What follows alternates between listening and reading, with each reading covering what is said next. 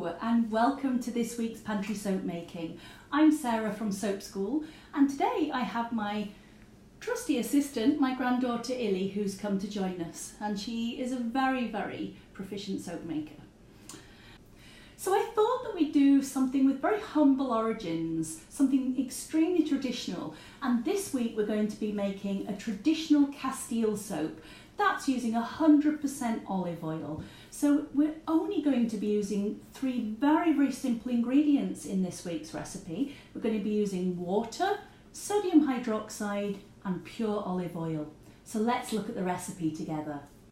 We're going to be using 500 grams of olive oil, 64 grams of our sodium hydroxide and 150 grams of water. One little tip for you, when you're mixing your lye solution, I know a lot of people are worried about the fumes that are coming off of it, or sometimes they get irritated by them. And one thing you can do to really cut down on that is to use ice as part of your water phase. So here we're using about half the amount of water as ice cubes, and the remainder we're going to be using as water. So I've already weighed out half of my water phase as ice, and I'm just going to finish off with the remainder as water. So in total we've still got the 150 grams. And to that we are going to be adding our sodium hydroxide. So I need to just pop my mask and my gloves on and make sure that you're fully protected. So we need 64 grams of our sodium hydroxide. And then all we have to do is give this a stir, and it's going to melt all of the ice really easily, but you're not going to see anywhere near as many of the fumes. You should still work in a well ventilated area, but the heat generated is going to melt the ice cubes, and that also means that we can work with it pretty much straight away, so you're not going to have to wait ages for it to cool down. So that's now 105 degrees Fahrenheit. Normally this would be about 185 degrees Fahrenheit or even higher. So we can literally use this straight away. So here we have our oils, we have our lye solution. So we've already warmed the oil. We know our lye solution is 105, which is just going to be perfect. And let's give it a good mix. Now olive oil is notorious for taking longer to trace, so it really is helpful to have a stick blender like this, but if you don't, you can manually stir it with a heat-proof spoon. It's just going to take a long time.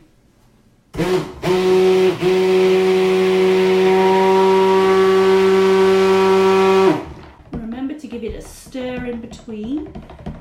The colour that you're going to get at the end of your soap making is really going to depend on the olive oil that you're using.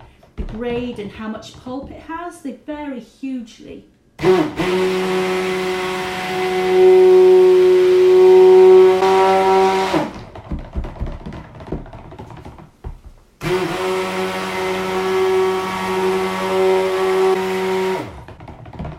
We're good to go. So that wasn't too long at all.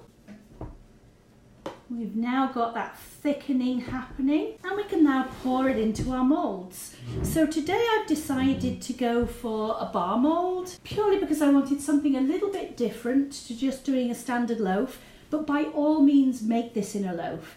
The one thing with this particular type of soap is that it does take a long time for it to harden up. So if you are making bars, you're probably going to have to freeze this to be able to mould them without breaking them, because the bars are going to be quite soft for a while. But when it does fully harden, you are going to get a lovely hard bar that's incredibly moisturising. This is a particular type of soap that really doesn't lather very much, so you're certainly not going to see acres of bubbles. That's really not what it's about. It's certainly going to clean you, but it's going to be moisturising rather than bubbly. And there we have 6 beautiful natural olive oil Castile soap bars. I hope you enjoy making this soap yourself. Do pop something into the comments and let me know if you like using a Castile soap or if you make this soap. And don't forget to subscribe to our channel and come and join in with our regular projects. I'll see you soon.